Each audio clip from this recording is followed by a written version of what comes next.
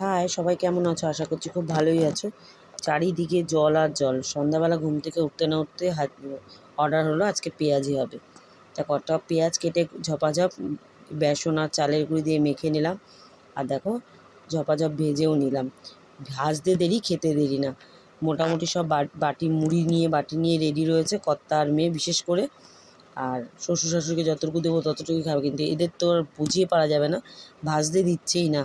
আর এই খুন্তিটা দেখো, সেদিন আমি নিয়ে এসেছিলাম মেলা থেকে, কি সুন্দর খুন্তিটা। আর এই বৃষ্টির ওয়েদারে কিন্তু ভাজা পোড়া খেতে বেশ ভালোই লাগে। আর বড়া হোক বা যাই হোক, গরম ছাড়া আমাদের ঘরে একদমই চলে না। তাই জন্য গরম গরম ভাজবো আর দেবো। এই দেখো গরম গরম ভেজে কিন্তু সবাইকে দিয়ে দিলাম।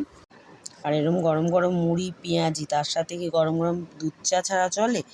আর এদিকে বসিয়ে দিয়েছিলাম আর একটা গ্যাসে গরম জল। পেঁয়াজিটা নামিয়ে সাথে সাথে আবার কিন্তু চাটা বসিয়ে নেব।